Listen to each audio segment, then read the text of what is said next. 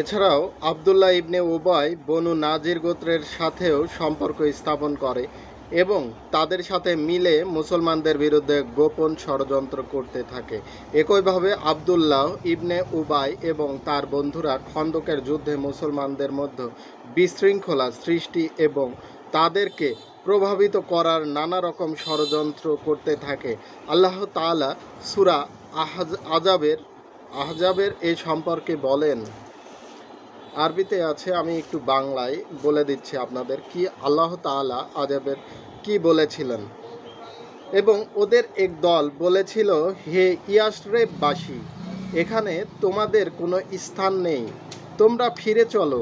এবং ওদের এক দল নবীর কাছে অব্যাহতি প্রার্থনা করে বলেছিল, আমাদের বাড়ি ঘর অরক্ষিত, অথচ সেগুলো অরক্ষিত ছিল না। আসলে পলায়ন করাই ছিল ওদের উদ্দেশ্য। যদি শত্রুরা নগরের বিভিন্ন দিক হতে প্রবেশ করে ওদেরকে বিদ্রোহের জন্য প্ররোচিত করত, ওরা অবশ্যই তাই করে বসত। ওরা এতে কাল বিলম্ব করত না। এরা এরা তো পূর্বেই আল্লাহর সাথে অঙ্গীকার করেছিল যে এরা পৃষ্ঠ প্রদর্শন করবে না, আর আল্লাহর সাথে কৃত অঙ্গীকার সম্পর্কে অবশ্যই জিজ্ঞাসা করা হবে। বলো, তোমাদের কোন লাভ হবে না যদি তোমরা মৃত্যু বা হত্যার ভয়ে পলায়ন করো এবং সেই ক্ষেত্রে তোমাদের সামান্য ভোগ করতে দেয়া হবে?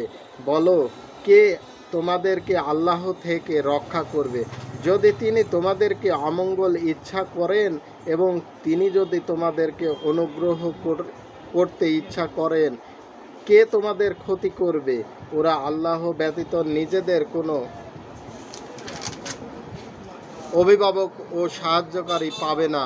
আল্লাহ অবশ্যই জানেন তোমাদের মধ্যে কারা তোমাদের যুদ্ধে অংশগ্রহণে বাধা দেয় এবং তাদের ভাইদের বলে, আমাদের সঙ্গে এসো। ওরা অল্পই যুদ্ধে অংশ নিলেও তা নেয় তোমাদের ব্যাপারে কৃপণতাবশত। যখন বিপদ আসে তখন তুমি দেখবে মৃত্যু ভয়ে মূর্ছাতুল ব্যক্তির মতো চোখ উল্টিয়ে ওরা তোমার দিকে তাকিয়ে আছে, কিন্তু যখন বিপদ চলে যায় তখন ওরা ধনের লালসায় তোমাদের তীক্ষ্ণ ভাষায় বিদ্ধ করে। ওরা ঈমান আনেনি, এজন্য আল্লাহ ওদের কার্যাবলী নিষ্ফল করেছেন এবং আল্লাহর পক্ষে এটা সহজ। ওরা মনে করে সম্মিলিত বাহিনী তখনও চলে যায়নি যদি তারা আবার আক্রমণ করে তাদের ইচ্ছা। ওরা যাযাবর মরুবাসীদের সঙ্গে থেকে তোমাদের সংবাদ নিত।